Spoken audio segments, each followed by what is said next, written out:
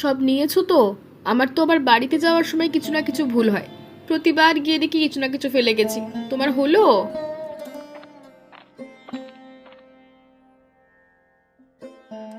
বাবারে বাবা, বাপের বাড়ি যাচ্ছ তো কদিনের জন্য, আর এরই মধ্যে এত জামা কাপড় কেন নিচ্ছ? মনে হচ্ছে একেবারে বাপের বাড়ি যাচ্ছ। হ্যাঁ, আমি একেবারে গেলে তো তোমার ভালোই হয়। একা একা নিজের মতো থাকতে পারো তুমি।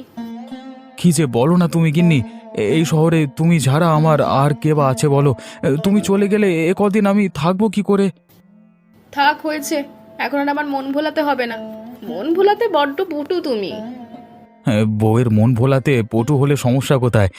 তবে সত্যি বলছি গিন্নি, তুমি চলে গেলে তোমাকে মানে তোমার কথা বড্ড মনে পড়বে আমার।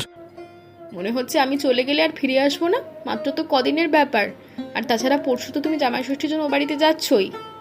তারপরেও তোমাকে ছেড়ে দুদিন থাকতে হবে, এই ভেবে আমার এখন মন খারাপ করছে খুব। মন খারাপ হলে তুমি আমার সঙ্গেই চলো না, তাহলে খুব ভালো হবে।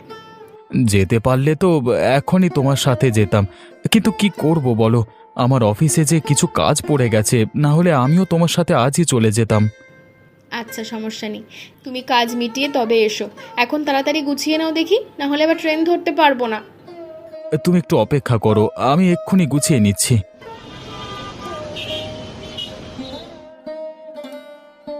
তোমার সব গোছানো শেষ?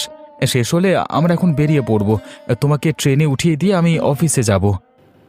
হ্যাঁ, আমার গোছানো শেষ। এখন চলো বের হই, না হলে দেরি হয়ে যাবে। হ্যাঁ হ্যাঁ, তাই চলো।